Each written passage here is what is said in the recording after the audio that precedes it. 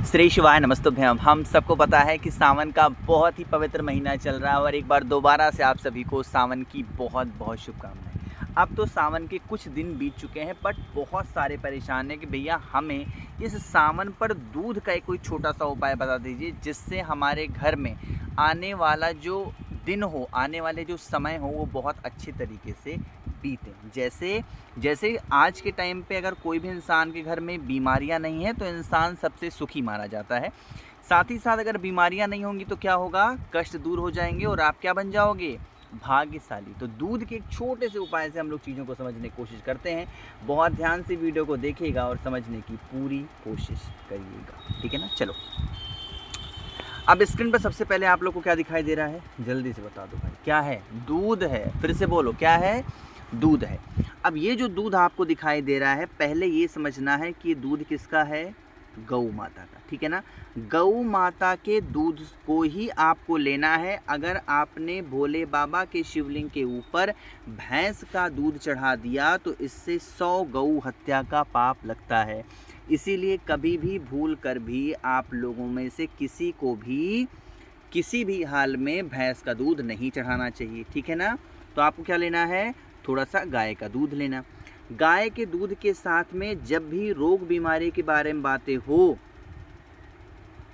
क्या लेना पड़ता है, काली मिर्च लेना चाहिए, ठीक है ना। क्या लेना चाहिए, काली मिर्च।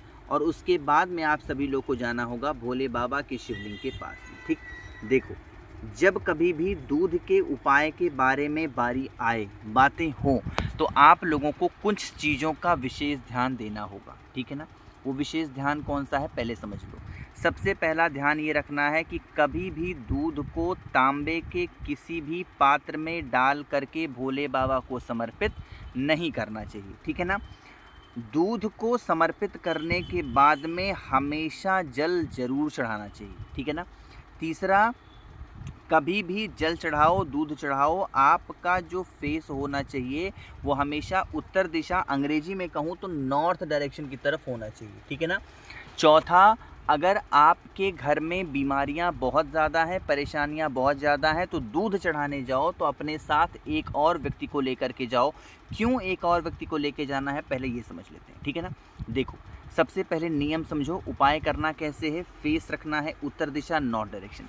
तो कहोगे भैया तांबे का पात्र नहीं लें तो क्या लें। अगर तांबे का लोटा नहीं लेना है, तांबे का पात्र नहीं लेना है आप लोग को, तो क्या ले सकते हो, आप स्टील का इस्तेमाल कर सकते हो। नॉर्थ डायरेक्शन सबसे पहला काम करना है, जो मैंने आप लोगों को दूध दिखाया है, यही काली मिर्च, कितनी, 5 काली मिर्च को अच्छे तरीके से कूट लेना है, अच्छे तरीके से पीस लेना है।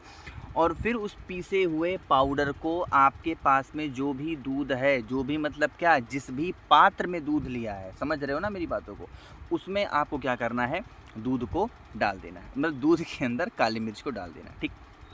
डालने के बाद में फिर आप इस दूध को उठाइएगा, शिवशंभु भोलेनाथ के शिवलिंग के पास जाना। अब फिर पूरा का पूरा दूध काली मिर्च के साथ में समर्पित कर देना। नियम समझो, अगर कोई भी व्यक्ति घर में बीमार है तो पहले शिवलिंग को दूध चढ़ाने से पहले खूब अच्छे तरीके से धुलेंगे, वॉश करेंगे, पहली चीज़। दूसरी चीज़, धुलने के बाद में शिवलिंग के ऊपर, फिर से बोल रहा हूँ, क्या करना है, शिवलिंग के ऊपर आप सभी लोगों को दूध चढ़ाना है और अपने साथ एक व्यक्ति को, जो मैंने कहा, लेकर के जाना है, उससे थोड़ा सा दूध रुकवा लेना, ठीक है ना। रुकवाने के बाद में फिर जल वगैरह समर्पित कर देना। तांबे का पात्र यहाँ पर नहीं इस्तेमाल करना है, चाहे चांदी का ले लो, चाहे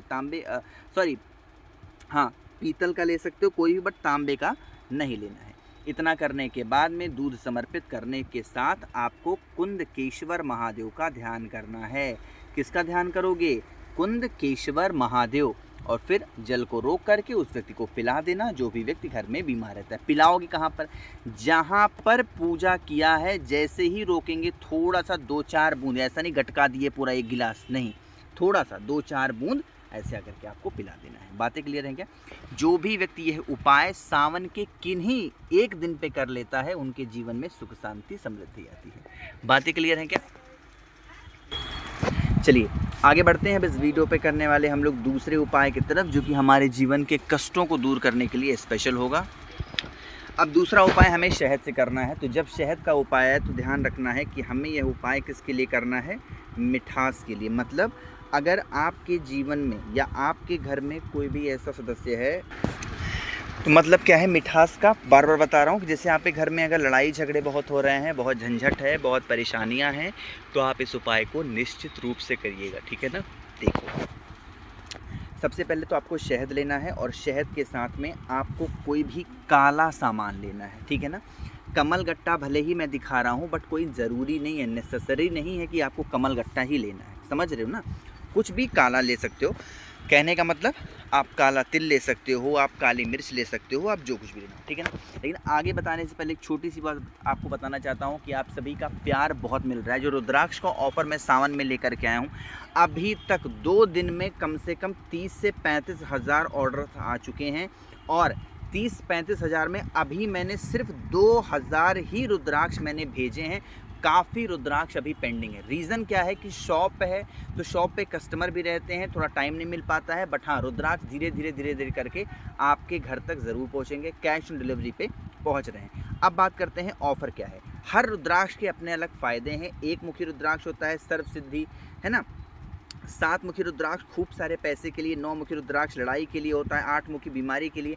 ऐसे ही 1 मुखी से लेके 14 मुखी तक हर रुद्राक्ष के अपने फ़ायदे हैं। कोई भी एक रुद्राक्ष या 2-4 हमसे आप खरीदते हो तो इसके साथ बहुत सारी चीज़ें आपको फ्री मिल रही हैं।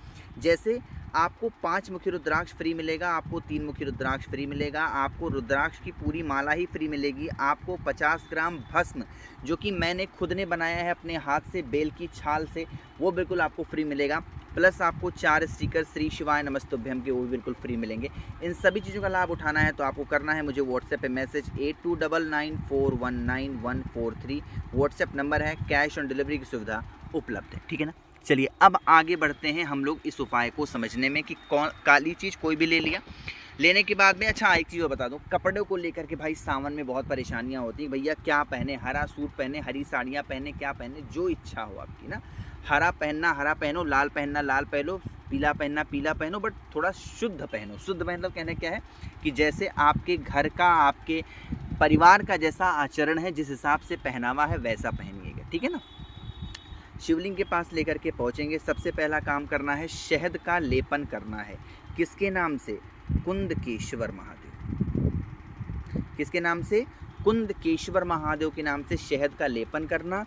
जो भी व्यक्ति घर में लड़ाई करता है, झगड़े करता है, चिल्लाता है, मारता है, पीटता है, उसका नाम और गोत्र बोल करके जो भी काला सामान लेकर के गए हो, भोले बाबा के शिवलिंग के ऊपर लेपन कर देना, ठीक है ना। लेपन करने के बाद में तीसरा काम करना क्या है, आपके पास में कोई भी पात्र हो सकता है, चाहे तांबे का लोटा हो, स्टील हो, कोई भी हो, उस पात्र से जल चढ़ा देना। श्री शिवाय नमस्तुभ्यम का जप करके कभी जीवन में परेशानियों का सामना नहीं करना पड़ेगा, ठीक है ना। बातें क्लियर है क्या? तो 2 उपाय आपको समझ में आ गए हैं। तीसरा उपाय बताने से पहले एक छोटी सी बात बता दूं कि आपको सावन में नियम होता है साड़ी पहनने का। जो मेरी बहनें जिनकी शादी हो चुकी है, हरी साड़ियां पहना करो जब भी महादेव की पूजा करनी हो। इसकी असीम कृपा आपके घर परिवार पे बनी रहती है, ठीक है ना।